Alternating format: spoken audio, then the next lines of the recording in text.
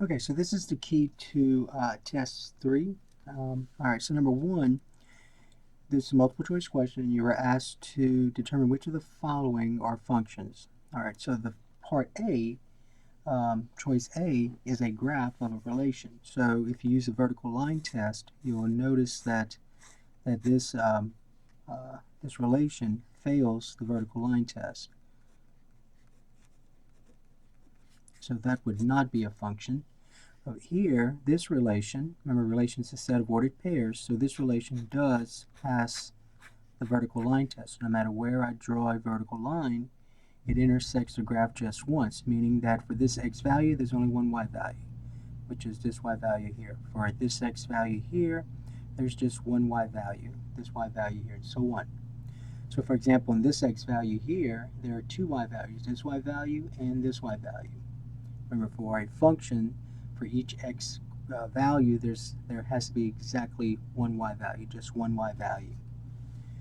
So this one passes the vertical line test, so that would be a function. Over here, the best way to do this relation where you have a set of ordered pairs is to look at a mapping. So let's go ahead and draw a mapping here. So when x is -2, my y value is 1. So -2 is mapped to 1. So remember, for each x value, there's got to be one y value. When x is 3, my y value is -5, and only list them once. If x is 4, my y value is -3.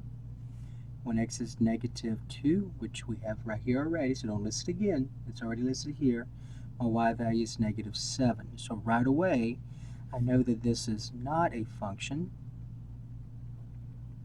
since when x is -2, there are two different y values. So when x is -2, there are two y values. So that would not be a function. In letter D, we have this. So let's look at this mapping here. So this is x, this is y. When x is 4, my y value is -2. When x is -6, my y value is 2. When x is 7, my y value is 4. When x is -1, my y value is -2. I already have that y value, so just go ahead and list it once. Now remember, it's okay for a y value to appear more than once for different x values. Because remember, the definition of a function says for each x coordinate, there's got to be one y coordinate. There is. When x is 4, my y coordinate is -2. When x is -1, my y coordinate is -2. So this would be a function. Over here, the best thing to recognize is that this right here is a linear equation.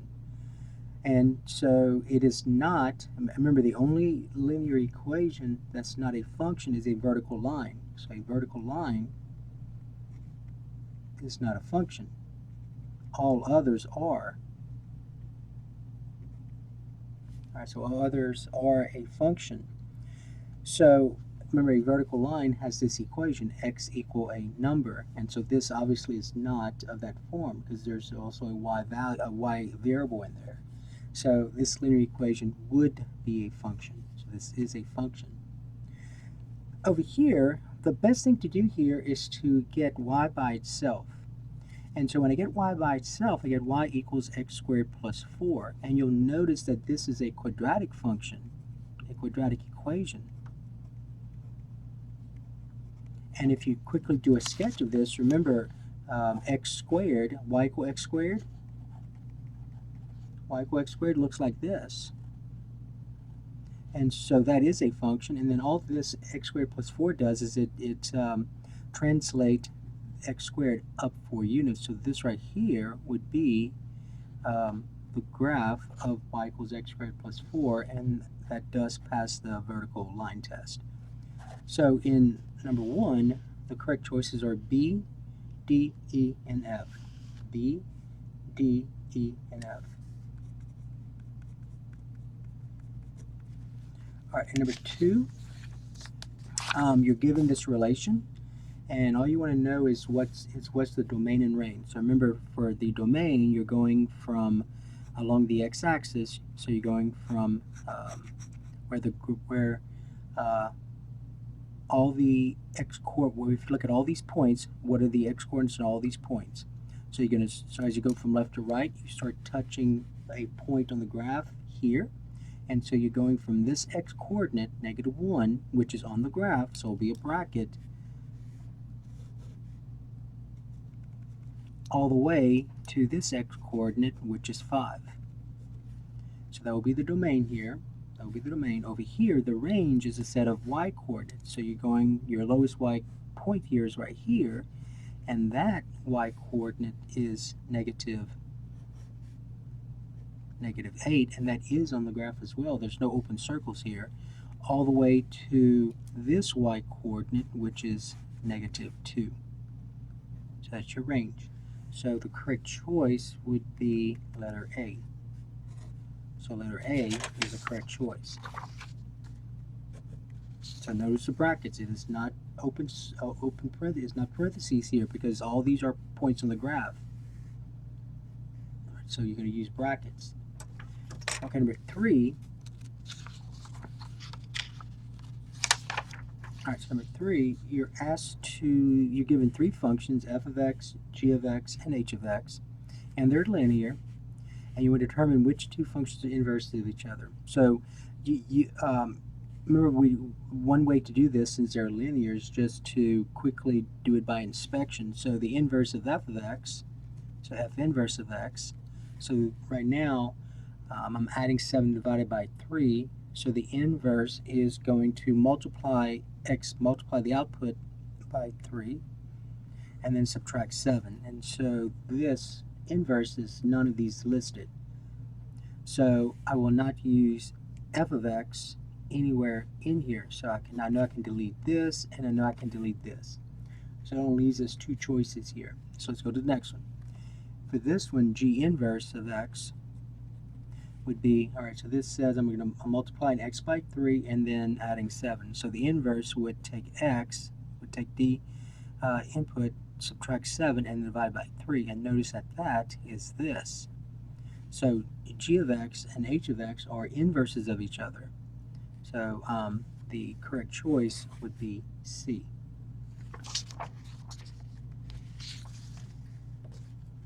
Okay, so in number 4, you want to solve the system by elimination and addition. So probably the best thing to do is eliminate the y's, because this is 14, and if I can multiply this by 2, then that would be a negative 14y, and when I add them up, they would be eliminated. All right, so I'm going to eliminate the variable y. And so the least common multiple then would be 14. And so I get 8x plus 14y equal 4. And over here I'm going to rewrite this, so negative 6x minus 7y equal negative 10. Now remember, you got to multiply both sides by a number that will give us a negative 14, because I want a negative 14 here. So I would need to multiply by 2, both sides by 2, left side and right side. And so when I do that, I get 8x plus 14y equal 4, and then if I distribute here, I get negative 12x minus 14y equal negative 20. And now I can add these up, so 8x and negative 12x is a negative 4x, and 14y and a negative 14y is 0, equal 4 and a negative 20 is a negative 16. So to get x by itself, I'm going to divide both sides by negative 4, and so I get x to be 4. So that's the x-coordinate of my solution. To find the y-coordinate, I go back to either of these equations, it does not matter, and wherever we see the variable x, I substitute 4. So I'm just going to go to the first one. So I'm going to substitute x equal 4 into 8x plus 14y equal 4. So I get 8 times 4 plus 14y equal 4, 32 plus 14y equal 4, subtract 32 from both sides, so I combine like terms, I get 14y equal a negative 28, and then if I divide both sides by 14, I get y equals a negative 2. So my solution is 4, negative 2. Remember, it says write as an ordered pair, so make sure you read the directions. Number 5, you want to solve this system by substitution. The easy thing about this one is that the variable y is already by itself. So y here is already by itself. So basically all you got to do is, in the second equation, in the other equation, substitute this expression right here into y. So we get negative 3x plus a negative 8x minus 16 equal a negative 5. Combine like terms, a negative 3x and a negative 8x is a negative 11x minus 16 equal negative 5. Add 16 to both sides. I get a negative 11x equal 11. Divide both sides by negative 11. I get the x value, the x coordinate of my solution, and so that's negative 1. So my solution, the x coordinate is negative 1. To find the y coordinate, I just go back here, and in place of the variable x, I substitute negative 1. So I get y equals negative 8 times negative 1 minus 16. And negative 8 times a negative 1 is a positive 8. 8 minus 16 is a negative 8. So there's the y coordinate. So my solution is negative 1, negative 8. All right, in 6a, all you want to do is given this function, f of x equals negative 2x plus 3, you want to evaluate it when x is 4. So you're just going to, wherever you see the variable x, you're going to substitute 4. So I get negative 2 times 4 plus 3. So that's negative 8 plus 3, which is negative 5. And then here you're evaluating at an expression instead of a number. So when I evaluate it as a number, I got a number as the answer. And so here I'm going to end up with an expression. So wherever we see the variable x, I'm going to substitute 3x plus 1. So I get negative 2 times the variable x, which I'm going to substitute in this expression. Notice I put that in parentheses, and then plus 3. So distribute. I get negative 6x minus 2 plus 3.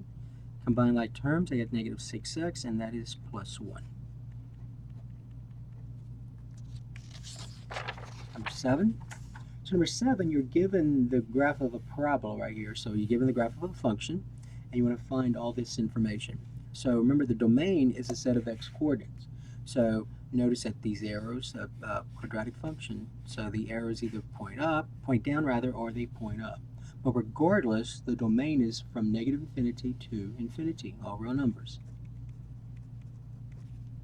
Now the range, you're going from bottom up along the y-axis. So notice that as I go from bottom up, I get every point on the y-axis as I go from negative infinity all the way to this y value, which is 2. So I'm going from negative infinity to 2 with a bracket. Don't forget, for domain and range, you're going to need bracket or parentheses, and you have to determine which one. Okay, the x-intercepts, so that, and again, you want to write these as an ordered pair. So here's one of them, so negative 1, 0, and the other one is 3, 0. So that's where the graph crosses the x-axis. The y-intercept is where the graph crosses the y-axis, and we're going to have to estimate this. So let's just estimate this to be positive 1.5. So 0, comma 1.5. Okay, f of 4, and again we're going to have to approximate that. So f of 4, so what's the y value when x is 4? So when x is 4, here's when x is 4, here's the point on the graph. So my y value is approximately negative 2.5, let's say. Okay, you want to find the x value where my y value, fx is y is 2. So y is 2 here at this point, so my x value is 1.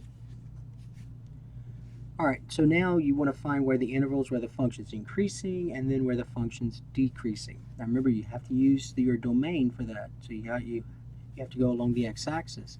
So remember, as I go along the x-axis, from negative infinity to let's say where the vertex is, right here. So from negative infinity to this x-coordinate, from negative infinity to this x-coordinate, my y values are increasing. My y values are getting larger. So they're increasing from negative infinity to 1. So your domain, your x-coordinates. So from negative infinity all the way to when x is 1, my y values are increasing. Then all of a sudden they're decreasing from 1 to infinity. All right, now is f of x even, odd, or neither? Remember, even is it symmetrical about the y-axis. Well, this graph is not symmetrical about the y-axis. In fact, if you look at it, here's the axis of symmetry. That's not the y-axis. Oops, sorry. Here's the axis of symmetry. That's not the y-axis. So it cannot be even. Odd function is symmetrical about the origin. And notice that this graph is not symmetrical about the origin. So you have to say neither.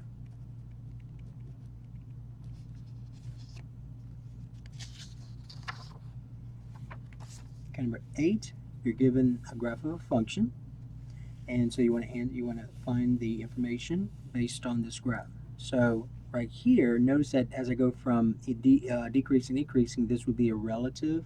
This is a local area that will be a relative minimum point. That's minimum point. Here, this would be a relative minimum point. And so you're asked the relative minimum occurs, so here's a minimum, so the relative minimum occurs when x is negative 2, because remember this right here is negative 2 comma negative 3. So negative 2 and the relative minimum value, so when they ask for the relative minimum value, they're talking about the y value. So the y value is negative 3. Over here, here's a relative maximum. So that occurs, if I look at the point, that's 1 comma 3.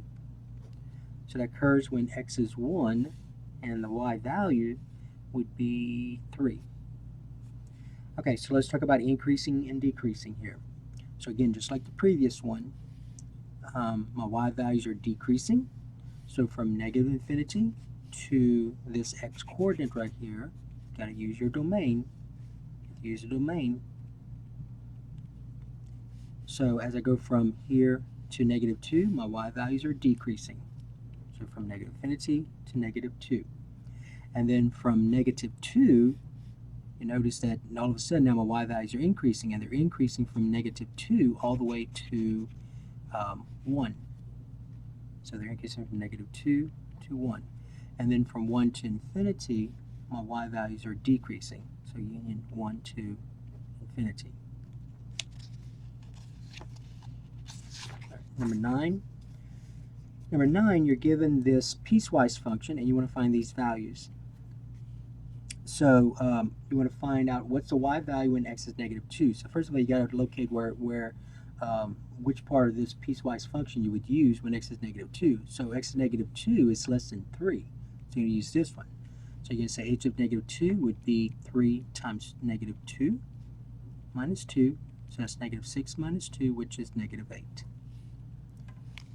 Over here, you want to find what's the y value when x is 3. So here's the one where x is 3, because that says x is greater than or equal to 3, so you have to use this one. So that's 2 times 3 plus 5. So that's 6 plus 5, which is 11. And over here, h of 6. So which one do I use? Well, since 6 is bigger than or equal to 3, I'm going to use the bottom one as well. So that's 2 times 6 plus 5. So that's 12 plus 5, which is 17. Now here you want to graph this piecewise function. So you have to graph them in pieces, so you have to graph each one individually. So you have to look at both of these, x minus 2. And over here, we're going to do f of x equal 3x minus 1. But you have to look at this domain, at the implicit domain here, at what the domain says. So I have to use 1 for both of those. You have to start out with this x value right here. For both, notice 1 here and 1 here. Except over here, since there's no equal sign, whatever this point is, when I put it on the graph, is going to be an open circle. For this one, oh, there was an equal sign, so it'll be a closed circle. Here there is no equal sign, so that's going to be an open circle here. So when x is 1, 1 minus 2, that's a 2 here, is negative 1. So when I plot that point, 1, negative 1, which is here, I have to use an open circle. No, it's closed circle, sorry, excuse me. All right, so then I pick another point that's greater than or equal to 1. So if, let's say, x is 2. So when I let x be 2, my y value is 2 minus 2, which is 0. So that's 0, right? So that's this right here. So right away, I can graph this part of the piecewise function. Remember, these are going to be, since these are all linear, they're really going to be raised. So I'll get this part here. All right, now if I go here, if x is 1, I get 3 times 1 minus 1. So that's 3 minus 1, which is 2. So I plot the point 1, 2, which is here, but that's open circle because 1 is not in this domain. So I got to pick another number that's less than 1. So let's say 0. So I get 3 times 0, which is 0, and 0 minus 1 is negative 1. So 0, negative 1 is here. And so I graph that part of the piecewise function, and I get this. All right, so that's your graph. That's your piecewise function. So you have to graph each function individually, looking at this, at the domain here. And you have to use the whatever this value is, you have to use it for both of them. So one will be open circle, one will be a closed circle. Okay, number 11, all you wanted to do here was find the slopes. Remember, the slope formula is y2 minus y1 over x2 minus x1. And so if you label these points x1, y1, x2, y2, we get this. The slope is y2, which is negative 6, subtract y1, which is negative 3, divided by, since I started with negative 6, I have to start with negative 1, subtract 5. So that becomes negative 6 plus 3,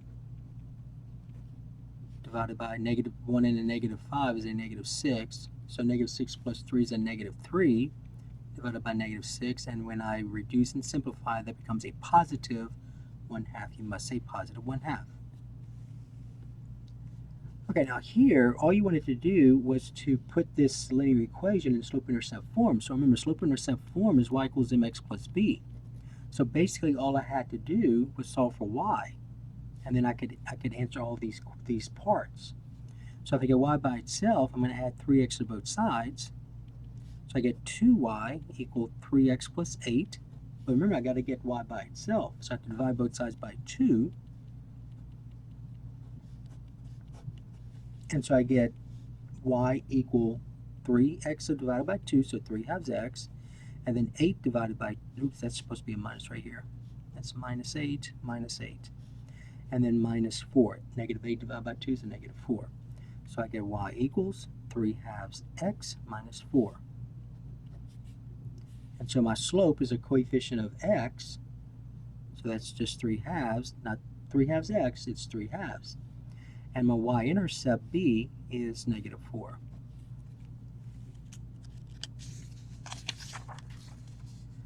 Okay, in 13, all you wanted to do here was to graph this linear equation by finding the intercept. So to find the x-intercept, you let y equal 0. And so when I let y equal 0, I get negative 2x plus 5 times 0 equal 10. So 5 times 0 is 0, so I get negative 2x equal 10. So if I divide both sides by negative 2, I get my x-intercept to be negative 5. But remember, it does say rise in ordered pair, so I've got to say negative 5 comma 0. And so when I plot that point, so my x-intercept, that's where the graph crosses the x-axis, so that's going to be here. 1, 2, 3, 4, 5. And then to find the y-intercept, you let x equal 0. So when x is 0, I get negative 2 times 0 plus 5y equal 10. Negative 2 times 0 is 0, so 0 plus 5y equal 10, 5y equal 10. Dividing both sides by 5, I get my y-intercept to be 2. As an ordered pair, though, it's 0, 2. And so that's where the graph crosses the y-axis here. And then all you do is just graph the line, and you're done with this problem. All right, that's 13. Okay, 14, you want to solve this exponential equation. And notice that you have the base 9 and 27, and you can rewrite these with the same base. Because remember, 9 is 3 squared, and 27 is 3 cubed. And so I get 3 squared. So rewriting 9, I get 3 squared, but remember your exponent is x minus 1. Over here, that's 3 cubed, and your exponent is 2x plus 1. And so now you're going to remember power raised to power, you multiply them, so this becomes 3, 2 times x minus 1. Remember, you got to multiply both these terms by 2. That's 2x minus 2 equal, and then here, that's 3 times 2x is 6x, and then 3 times 1 is 3. So now whenever the bases are the same, then that means that those exponents have to be equal to each other. So meaning that 3x minus 2 has to equal 6x plus 3. And so you just solve this linear equation, and then you'll have your solution. So I subtract 3x on both sides. Combine like terms, I get negative 2 equal 3x plus 3. Subtract 3 from both sides. I get negative 5. Negative 2 and negative 3 is negative 5 equal 3x. And divide both sides by 3. Make sure 2. Okay, so divide both sides by 3. I get x to be negative 5/3. Alright, so let me make sure. So that's 3 squared, 3 cubed, so that's 2x minus 2. Oops, right here I made a mistake. So that's 2x right here. So subtract 2x. So I get that's 4x. And then, so that's 4 right here. Divide by 4. I get x is negative 5/4. Alright, so here you're given that these are endpoints of a circle. So remember, to find the equation of a circle, remember the equation of a circle looks like this: x minus h squared plus y minus k squared equals r squared. So you got to know two things. You got to know the center of the circle, which is hk, and you have to know the radius which is r. All right, so to find the center, remember, if this is the diameter, if these are the endpoints of one of the diameters, remember, a center has an infinite number of diameters. And all of them go through the a circle has an infinite number of diameters, and it all goes to the center. So to find the center of this circle, I need to find the midpoint of this diameter. So we're going to use a midpoint formula to find the center.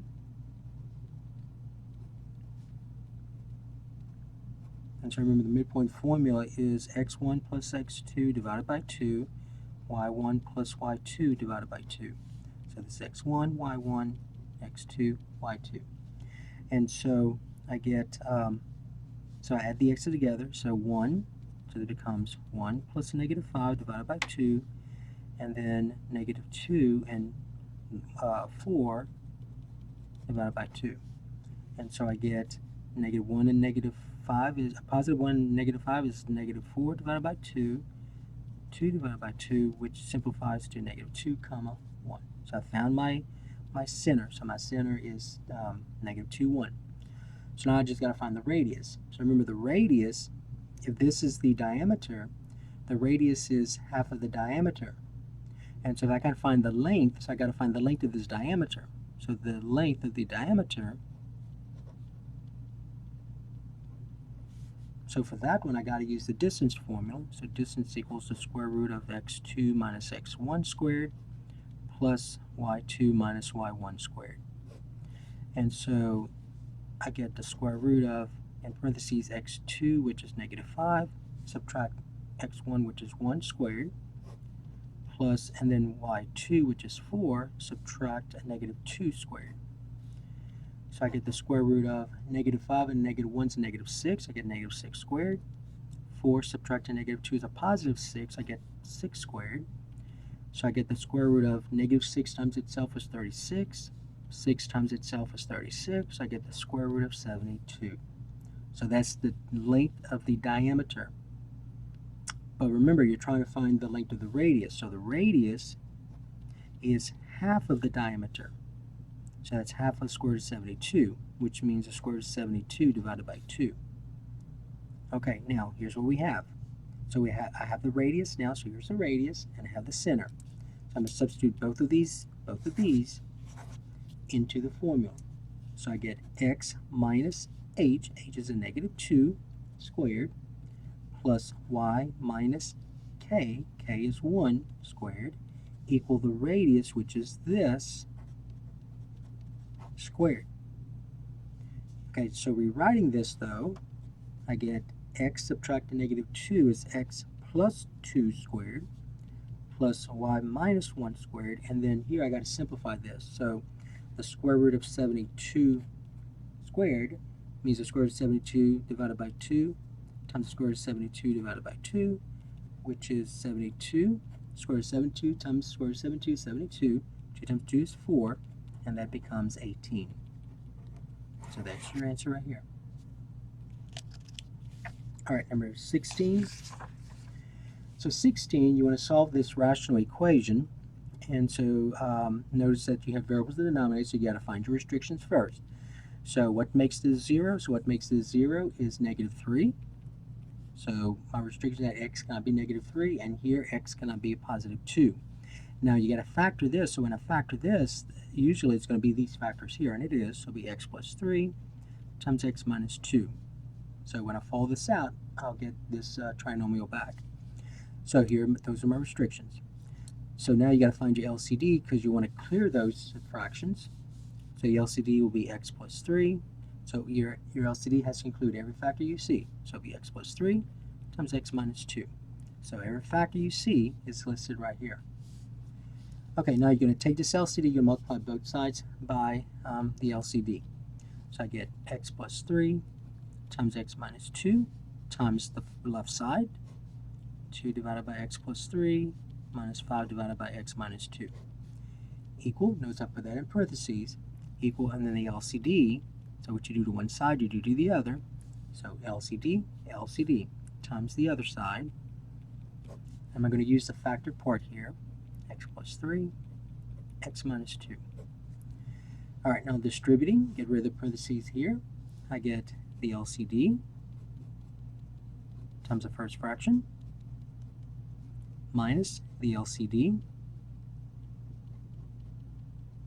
times the second fraction equal. Now over here I'm just going to go ahead and reduce. So the x plus 3 is divide out, the x minus 2 is divide out. Remember the whole purpose when multiplying by the LCD is to get these to be 1s down here. And so I get 1 times negative 25, which is a negative 25. All right, over here reducing these, the x plus 3 is divide out, and so I get 2 times x minus 2 in parentheses minus, and then over here the x minus 2 is divided out. So remember the whole purpose of multiplying by the LCD is to get 1s down here to clear the fractions. I get 5 times x plus 3 equal negative 25. All right, now distributing, I get 2x minus 4. So and this becomes minus 5x minus 15. A negative 5 times a positive 3 is a negative 15 equal negative 25. Combining like terms, 2x and a negative 5x is a negative 3x. A negative 4 and a negative 15 is a negative 19 equal negative 25. So I'm going to solve this linear equation. So I'm going to add 19 to both sides. Combine like terms, I get negative 3x equals a negative 6. Divide both sides by negative 3.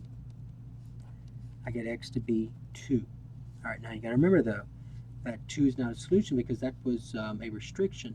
So this is actually an extraneous solution, a false solution.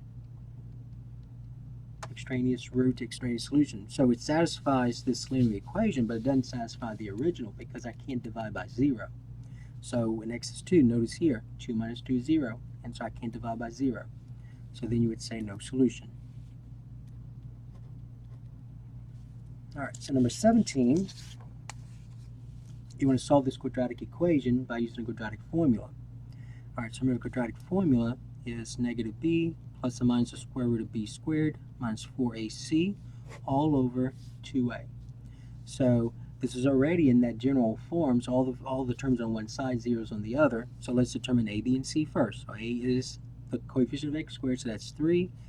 B is the coefficient of x, that's negative 2, and c is your constant, so that's 1. So we're going to take all these values and substitute into this formula. So get x equal, so this says the opposite of b. So b is negative 2, the opposite of negative 2 is 2. Plus or minus the square root of b, negative 2 squared, minus 4 times a, which is 3, times c, which is 1. All that is being divided by 2 times a, so that's 2 times 3. So I get 2 plus or minus the square root of negative 2 times itself is 4. A negative 4 times 3 times 1 is a negative 12, all divided by 6. So I get 2 plus or minus the square root of 4 minus 12 is a negative 8 divided by 6. And now let's look at the square root of negative 8. So remember the square root of negative 8, I can write as the square root of negative 1 times the square root of 8. And remember the square root of negative 1 is I. So here you can get imaginary solutions. And the square root of 8, remember I can write as the square root of 4 times 2. So this becomes I square root of 4 times the square root of 2, and the square root of 4 is 2, so it becomes 2I square root of 2. So that's this right here. So this becomes 2 plus or minus 2I square root of 2, all divided by 6. And what you have to notice now is that 2, 2, and 6 are all divisible by 2. So this becomes 1, 2 divided by 2 is 1, plus or minus 2 divided by 2 is 1, so that's 1 times I squared root of 2, so just write as I squared root of 2. All divided by, and then 6 divided by 2 is 3. So that's your answer. 1 plus or minus I squared root of 2 divided by 3. Okay, number 18, you want to find the difference quotient. So do this in little parts. So let's first of all find f of x plus h. So to find f of x plus h, where we see the variable x in my function, I'm going to substitute x plus h.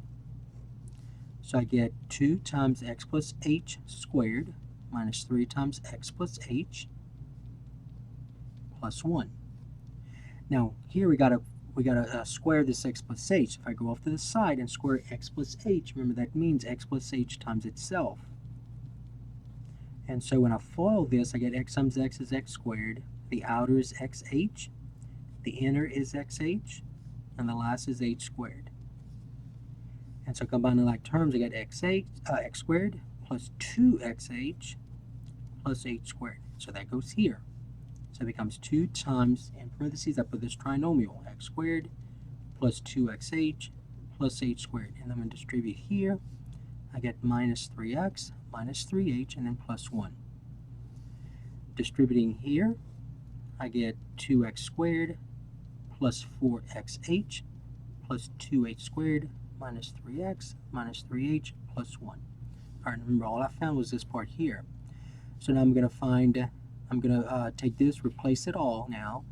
So I'm going to get the numerator, this right here, which is this. There are no like terms here, so just rewrite it over. 2x squared plus 4xh plus 2h squared minus 3x minus 3h plus 1. But now I'm going to subtract my function. You got to put that in parentheses. So my function is this trinomial. So it says subtract f of x. So 2x squared minus 3x plus 1. And all that's being divided by h. So say divided by h. Now I'm going to distribute this negative 1. We get rid of the parentheses here. So I'm going to get 2x squared plus 4xh plus 2h squared minus 3x minus 3h plus 1. And then this becomes minus 2x squared plus 3x. So when I negative 1 times the negative 3x is a positive 3x. And then a negative 1 times a positive 1 is a negative 1. All divided by h.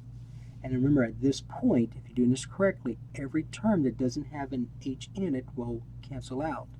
And it does. 2x squared, negative 2x squared, 0. This doesn't. So negative 3x, positive 3x is 0.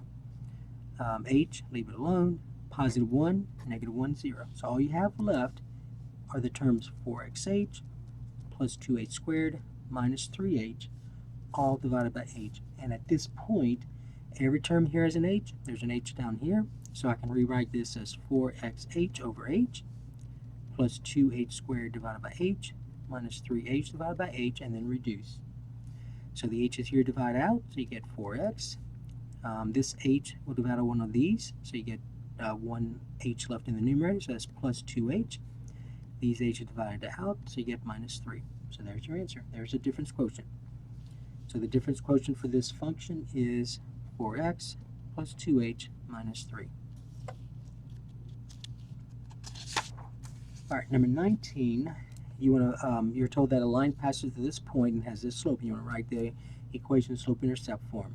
So remember, the first thing you got to do, though, is put this in point-slope form, because you know a point, you know the slope. So remember, point-slope form is y minus y1 equals the slope times x minus x1. And so here's your x1, here's your y1, and this is your slope. So I get y minus y1, which is -2, equals the slope, which is -2/3, times x minus x1, which is 3. And then y subtract the -2 becomes y plus 2. And if I distribute here, a -2/3 times x is a -2/3 x. A -2/3 times a -3. The 3's divide out, and so you get a -2 times a -1, which is a +2. A negative times a negative is a positive. And now to get y by itself, remember you want to write it in slope-intercept form, so eventually you want to get it in y equals mx plus b. That's what you want. So I'm going to subtract 2 from both sides, combine like terms, and all I have left is y equals -2/3 x. And you're done.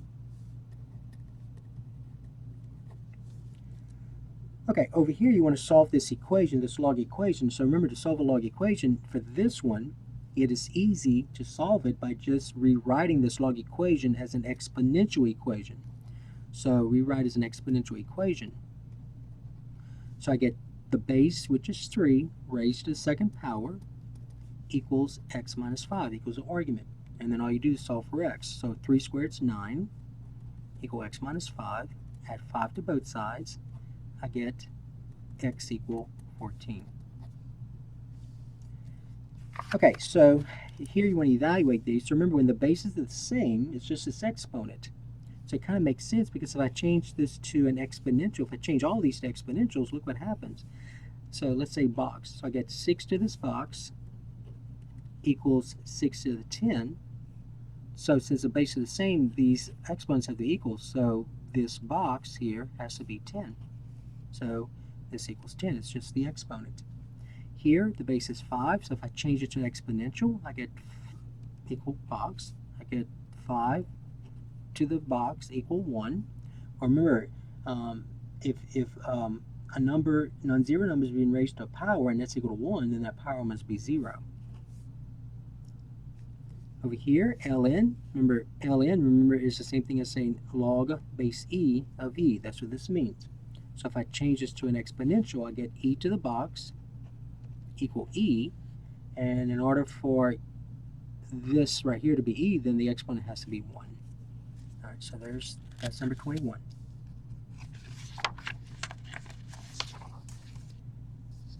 Okay, in 22, you want to find the domain. So remember, all we talked about to find the domain is that the argument, and we saw this in the calculator, that the argument must be positive.